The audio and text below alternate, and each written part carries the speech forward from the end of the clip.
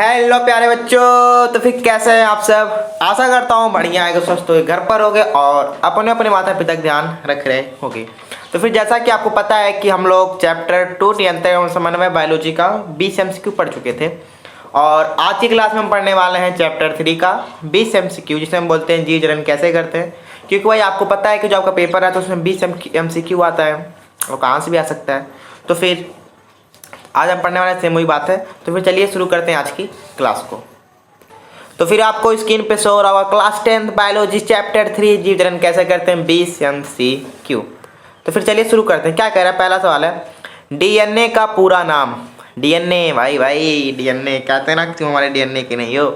तो डीएनए का पूरा नाम है, option A deoxy ribo nucleic अम्ल, ठीक है, डाई न्यूक्लिक अम्ल, डीऑक्सी न्यूक्लिक अम्ल या ये सभी। तो जो डीएनए का फुल फॉर्म होता है ये होता है, सही ऑप्शन इसका डीऑक्सी राइबो न्यूक्लिक अम्ल, ऑप्शन नंबर ए, ठीक है। दूसरा क्या कह रहा है, जनन कोशिका में डीएनए की कितनी प्रकृतियां बनती हैं। आपने जब चैप्टर 3 पढ़ेंगे आप कि जनन के बारे में, तो जो डीएनए की प्रतिकृति होती है ये कितनी बनती है, 1 2 3 4, बताइए 1 2 3 4 5 6 7 8 9 10 11 12 13, कितना होगा बताइए। तो जनन कोशिका में डीएनए की कितनी प्रकृतियां बनती हैं, 2। कितनी बनती हैं, 2। तो फिर आपको सेकेंड स्लाइड 3rd नंबर का सवाल हो रहा होगा स्क्रीन पे। क्या रहा है, दो जीवों की आवश्यकता कौन से जनन में होती है। मतलब ऐसा कौन सा जनन है इसमें दो जीव की आवश्यकता होती है, लैंगिक जनन, अलैंगिक जनन या दोनों, इनमें से कोई नहीं। बताइए कौन से जनन में दो लोगों की आवश्यकता होती है। ये सब हम जानते हैं, आप लोग बड़े खच्चर हैं, बता देंगे। तो उसका सही ऑप्शन है ऑप्शन नंबर ए, लैंगिक जनन, ठीक है। अब आते हैं हम मनुष्य में कौन सा जनन पाया जाता है। जो मनुष्य मानो हम लोग हैं, हम लोग में कौन सा जनन पाया जाता है, लैंगिक अलैंगिक दोनों। देखो दो लोग की आवश्यकता होती है तो हम लोग शादी करते हैं ताकि छोटुआ आए, पापा कहे, मम्मी कहे, हाँ। तो मनुष्य में कौन सा जनन होता है, लैंगिक। कौन सा होता है, लैंगिक जनन होता है। तो फिर इसके आगे देखते हैं 5वें नंबर का सवाल आपको स्क्रीन पर शो होगा 3rd स्लाइड का, कि कौन सा हार्मोन लड़कों में यौना अवस्था के लक्षणों को नियंत्रित करता है। बताइए कौन सा हार्मोन है जिसके निकलते ही छुटुआ मजनू बन जाता है, और लड़का है तो लड़की खोजेगा और लड़की है तो लड़का खोजेगी। कौन सा हार्मोन होता है बताओ। लड़का में अलग होता है, लड़की में अलग होता है, लड़की का भी आगे आएगा।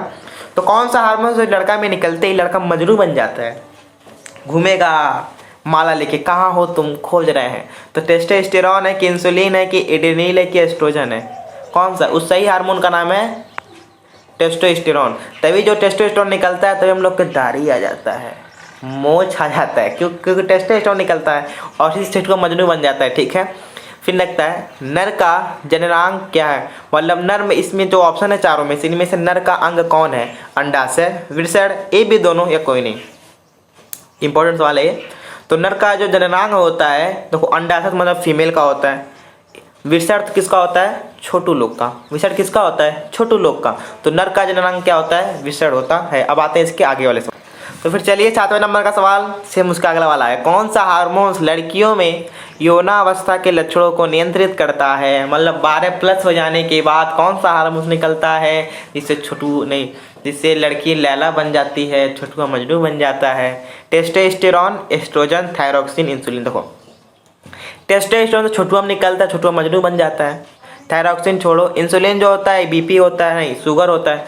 सही ऑप्शन से क्या है, एस्ट्रोजन। कौन सा ऑप्शन है, एस्ट्रोजन। तो एस्ट्रोजन निकलने से ही लड़कियों में यौनावस्था लक्षण का नियंत्रित करता है, ठीक है। 8वां नंबर का सवाल है, अंडाशय से अंड उत्सर्जित होने की प्रक्रिया क्या कहते हैं। मतलब जो आप पढ़ेंगे चैप्टर को, इसमें अंडाशय का नाम आता है। जो अंडाशय से अंड उत्सर्जित होने की प्रक्रिया क्या कहते हैं, अंडोत्सर्ग कहते हैं, आरोपण कहते हैं, निरूपण कहते हैं, निषेचन कहते हैं या परागण। देखो निषेचन माने होता है दो लोगों का मिलना, यहाँ पे कोई नहीं मिल रहा है, ठीक है। परागण किसे कहते हैं, परागकण का वर्तिकाग्र तक जाना क्या कहलाता है, परागण कहलाता है। आरोपण माने आरोप करना। तो इसका सही ऑप्शन को क्या लग रहा है, अंडोत्सर्ग। तो अंडाशय का अंड से उत्सर्जित होने की प्रक्रिया क्या कहते हैं, अंडोत्सर्ग कहते हैं। अब आते हैं हम 9वें नंबर के सवाल पे। 9वें नंबर का सवाल क्या है, पुष्प के नर जनन अंग को कहते हैं। जो पुष्प का नर जनन अंग होता है उसको क्या कहते हैं, दलपुंज, अंडाशय, ज्यांग, पुमंग। देखो समझते हैं, अंडाशय तो अंदर वाला को छोड़ो, ज्यांग तो मादा को कहते हैं, दलपुंज जो लाल पे हरे गुलाब दिखता है उसको बोलते हैं। तो पुष्प के नर जनन को क्या कहते हैं हम लोग? पुमंग कहते हैं। क्या कहते हैं? पुमंग कहते हैं। 10वां, एक पुष्प के स्त्री केसर के मध्य भाग को क्या कहते हैं? बताइए। एक पुष्प के स्त्री केसर से, मान लो हमने पढ़ा था ना कैसी रहता है, ऐसे तो फूल बना रहता है ना, ऐसे थुथुर रहता है। इस वाले भाग को क्या बोलते हैं? वर्तिकाग्र। इसको क्या बोलते हैं? अंडाशय। तो ये जो मिडिल वाला पार्ट है, इस मिडिल वाले पार्ट को हम क्या बोलते हैं? वर्तिकाग्र, वर्तिका, अंडाशय, बीजांड। तो इस मिडिल वाले पार्ट को हम बोलते हैं वर्तिका। क्या बोलते हैं? वर्तिका। जो मिडिल वाला पार्ट उसका बोलते हैं वर्तिका, ऊपर वाले भाग को बोलते हैं वर्तिकाग्र और नीचे वाले भाग को बोलते हैं अंडाशय। ठीक है, अब आते हैं इसके अगले सवाल पे। तो फिर अभी 11वां सवाल क्या कह रहा है? निषेचन के बाद पुष्प का कौन सा भाग फल में बदल जाता है? निषेचन के बाद कौन सा भाग जो होता है फल में बदल जाता है? पुंकेसर, वर्तिका, अंडाशय या बीजांड? बताइए। मतलब निषेचन के बाद कौन सा होता है जो फल में बदल जाता है? देखो पुंकेसर अलग केस है, इसका सही ऑप्शन है अंडाशय, क्योंकि बी से बीजांड, बी से बीज, बीजांड बीज में बदल जाता है। ठीक है, 12वें नंबर का सवाल, पराग कणों का परागकोश से वर्तिकाग्र तक स्थानांतरण क्या कहलाता है? आपने सुना होगा कि पेड़ पौधे, आपको बताया था कुछ स्लाइड पे, जैसे होता है ना, मान लो यह रहता है, छुटिया रहती है, मान लो छुटिया घर है, ऐसी रहता है छुटिया, हम लोग वर्तिकाग्र है, छुटिया रहता है, सब परागकण इसमें भरा रहता है पूरा खुटुर खुटुर। अब समझो, मतलब क्या रहा है, परागकण का वर्तिकाग्र तक आना ही क्या कहलाता है? तो अपने गांव में जब ये बारात चलती वहाँ गाना चलता है कि आज मेरे यार की शादी है, आज मेरे यार की शादी है। तो वहाँ शादी करते करते आते बाराती घरे, तो जिसके घर आते हैं आ गए लड़की के घर, वर्तिकाग्र घर, लेकिन बीच में आने की प्रक्रिया क्या कहते हैं हम लोग? परागण कहते हैं। क्या कहते हैं? परागण कहते हैं। ठीक है, अब आते हैं नेक्स्ट नंबर के अगला सवाल देखते हैं कि एक जीव की आवश्यकता होती है, मतलब किस जनन में एक जीव की आवश्यकता होती है? हमने पढ़ा है कि जब दो जीव की आवश्यकता किस में होती है? लैंगिक में। तो एक जीव की आवश्यकता किस में होगी? अलैंगिक में। किस में होगी? अलैंगिक में। 14 नंबर का सवाल, द्विखंडन जनन होता है। द्विखंडन जनन किसमें होता है? अमीबा, मनुष्य, दोनों या इनमें से कोई नहीं? जनन में पढ़ना पड़ेगा आपको द्विजनन। तो द्विखंडन जनन होता है अमीबा, मनुष्य, इनमें से कोई नहीं। तो द्विखंडन मनुष्य में कैसे होता है? मनुष्य में छुटुआ आता है। तो द्विखंडन जनन किसमें होता है?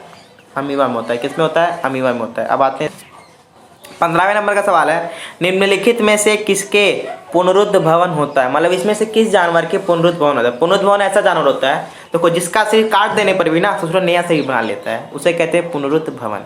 तो हाइड्रा, प्लेनेरिया, ए और बी दोनों की मानव कैसे होगा भाई? देखते हो ना कि मानव अगर किसी हाथ कट जाए तो फिर दोबारा आता है हाथ? नहीं आता। तो उसे क्या कहते हैं? पुनरुद्ध भवन हम लोग में नहीं होता। अगर ऐसा होता ना कोई जिन्ना आर्मी और में था, अपन हाथ न कट गया बेचारे लोग का, सैनिक का, तो सबका हाथ फिर से जम जाता, कौन दिक्कत था? ठीक है, तो इसका सही ऑप्शन है, हाइड्रा में भी होता है, प्लेनेरिया में होता है। इसका सही ऑप्शन है ए बी दोनों। मुकुल का अर्थ है 16वां, मुकुल का अर्थ क्या होता है? उभार होता है, काटना होता है, बौना होता है, इनमें से कोई नहीं बताइए। तो इसका सही अर्थ है मुकुल का अर्थ होता है उभार। क्या होता है? उभार। अब आते हैं इसके आगे वाले सवाल, उसके आगे का देखते हैं, थोड़ा मिस्टेक हो गया था। 17वां नंबर का सवाल है कि पराग कोश में होते हैं, पराग कोश में क्या होते हैं? बादल, अंडक, अंडाशय या परागकण। तो पराग कोश में इसका सही आंसर है परागकण होते हैं। ठीक है, पपीता, तरबूज आदि है, इंपॉर्टेंट है भाई, इस पर से स्टार लगा लो, इंपॉर्टेंट है। क्यों? पपीता, तरबूज आदि हैं, एक लिंगी, उभय लिंगी, बहुलिंगी या इसमें से कोई नहीं। तो जो पपीता, तरबूज आदि होते हैं एक लिंगी। कैसे होते हैं? एक लिंगी। अब आते हैं इसके आगे वाले सवाल हम लोग। तो फिर अब देखते हैं 19वां नंबर का सवाल, आलू में कायिक जनन होता है जड़ से, वायवी तनों से, भूमिगत तनों से या पत्ती से? बताइए। तो आलू का जनन जो होता है किससे होता है? जड़ से होता है, भूमिगत तने से होता है कि वायवी तने से होता है? तो फिर आलू का जनन होता है भूमिगत तने से। ठीक है, 20वें नंबर का सवाल है, एड्स नामक रोग होता है कवक से, प्रोटोजोन से, विषाणु से, जीवाणु? सबसे ज़्यादा फेमस है। तो जो मेरा एड्स नामक रोग होता है ये होता है विषाणु से। किससे होता है? विषाणु से। तो फिर यहाँ पर आपके 10th सवाल हो जाते हैं कंप्लीट। तो फिर कल की क्लास में हम चैप्टर नंबर, जो हमारा चैप्टर नंबर कितना है भाई? कल की क्लास में जो हमारा चैप्टर नंबर 4 है उसके 20 MCQ लगाने वाले हैं। ठीक है, तो फिर आशा करता हूँ वीडियो आपको पसंद आया होगा। अच्छा लगे तो लाइक करें, शेयर करें और चैनल को सब्सक्राइब करना ना भूलें। तो फिर तब तक के लिए टाटा और बाय प्यारे बच्चों।